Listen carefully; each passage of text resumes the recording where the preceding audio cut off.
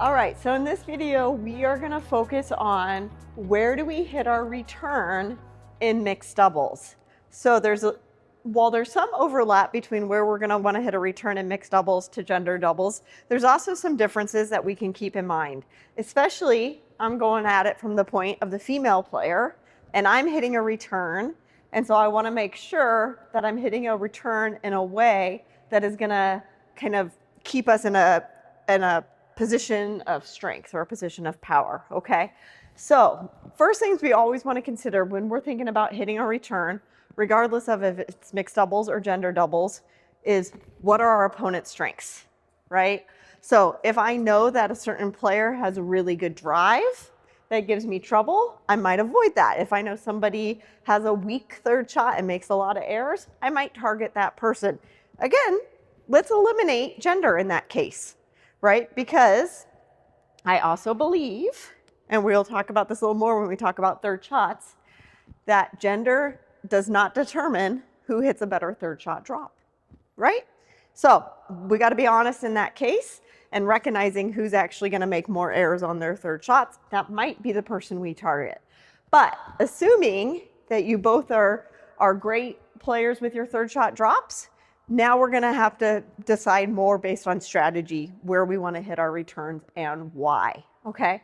So the first return I would wanna consider would be returning middle. Why would we wanna return middle? So we wanna return middle because one, it can cause some confusion.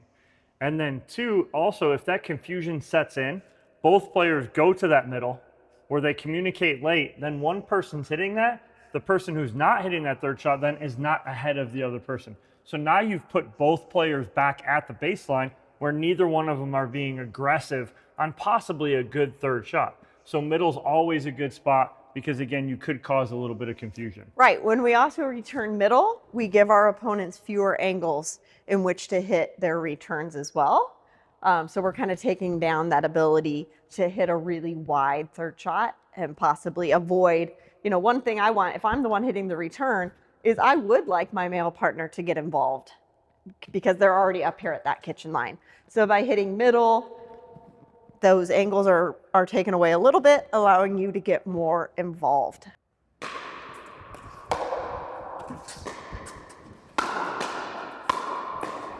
Nice dig.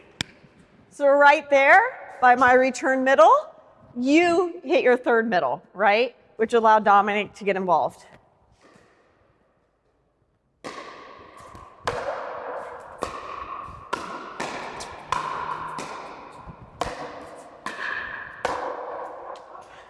And right off the bat there, because of a higher third, I got in the middle and got involved. It created a little chaos where I stepped in, took that first initial fourth shot. Susannah came in, I came back out to my side, and now we were in control. One more.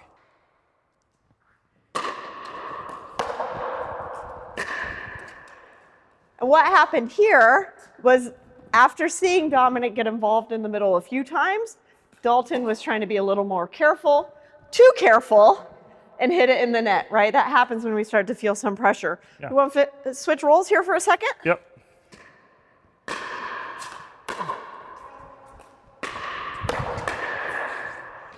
So that was a great example, okay? Becky hit a beautiful drive, kind of, towards my backhand, out of my reach.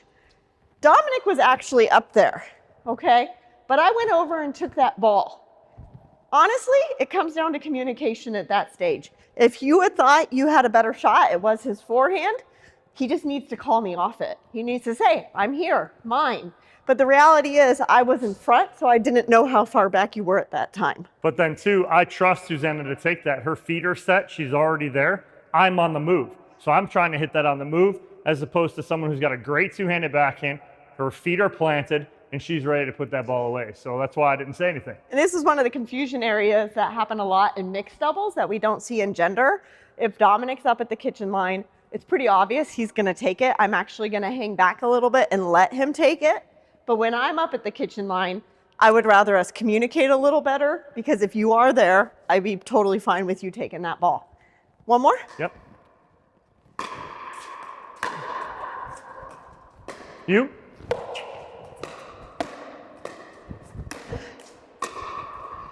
Good. But again, great communication. We talked initially.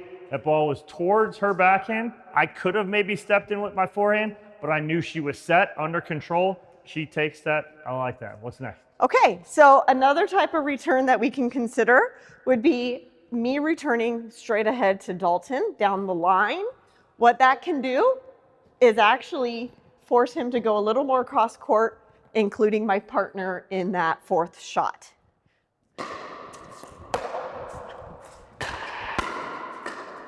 Yeah, right on key. Now, Dalton, feel free to avoid him, right? Like, Yeah. that was a great example, but obviously you don't really want to hit to the person who's already up there.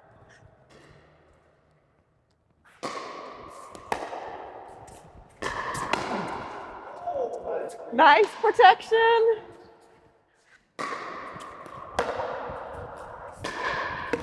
Ah, there you go. So that's the challenge, right? By me hitting down this line, you're either going to have to come super wide where Dominic can't get involved, or you're going to have to go super sharp with the drop to get behind him. That was a good counter on his side, is Yep. because there was no way I was getting that unless I was already all over there. You put some great shape on that third. Susannah wasn't all the way up yet. That's a perfect shot and a perfect counter. Yeah.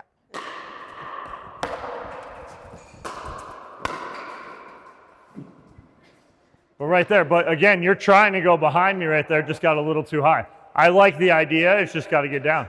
Yeah, so as the player hitting that return, I'm going to be looking at, if I hit down the line, and I probably won't do it every time. I want to mix my returns up a little bit to keep you guys guessing, but I'm going to look at how do you handle when I do hit a return down the line, right? Are you able to go straight down the line on me, keeping him out of it, or do you tend to have to hit a little more middle, allowing my partner to get involved, right? So after that first one, if I judge what's happening, that's going to help determine, am I going to continue to include that down the line return in my shots. All right, and then the last one. This one's my favorite right here. The last one would be, well, go ahead. No, this one's my favorite because, again, this is the cross court, right? Where Susannah's going to rip this ball back cross court to the female's forehand. For me, this is my favorite because, again, I watched this ball cross my face as I'm already up. I watched that go to the corner, and immediately, as soon as it crosses my face, I almost make an X of where the ball crossed, and I'm going to come to the middle and get big. I'm going to attempt the woman to go and try and beat me down the line. If not, she may try and drop that ball cross court, or if she drives middle, I'm sitting here already. So I want her to try and hit a very acute angle down that line for a winner, and if she does, I'll say, hey, nice shot. But I'm going to get big right here in the middle and protect my female partner coming up. And this is where it's really interesting because as the female player hitting the return, I'm actually thinking something totally different when I hit cross court. What I'm looking for is I'm actually hoping that Dalton's going to go so far over trying to take that return that now both of them are stuck back in that corner, okay? Because one thing we have to be really careful about is a very aggressive, typically it's the male coming up, like letting their partner hit the third, and that male coming up very aggressively to poach. That would be a time I would return to you to try to keep you back. But if I can get it over kind of towards Becky's backhand and tempt Dalton to come over and take that ball, I've got you both pinned back there instead. And that happens a lot when we don't trust each other, right? When that male player starts to think, and a lot of times it's the male, it's not always, sometimes you have an aggressive female out there, but most of the time the male player tends to think, I should be taking the third shot, and they start to come over a little bit too far, and now I've got you both pinned back there in that corner.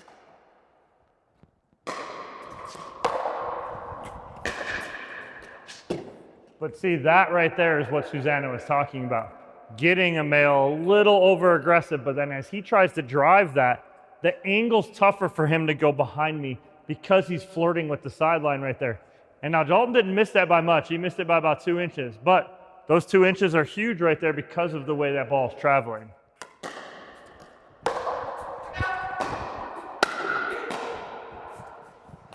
Great example there. That's that communication in the middle right there that we're talking about, where Susannah's trying to hit that inside foot, that left foot of the female. It's a great spot. Yep. Both of you guys were trying to go for that ball. Neither of you were able to come up, right? So when we're looking at our returns, as the player hitting that return, especially as the female, I have different goals for different spots in my return and what I'm expecting and what I'm looking for from my opponents. So studying that strategy is really going to help you evolve your game. And you can also make sure to like and subscribe to Selkirk TV for a lot more great tips to help you.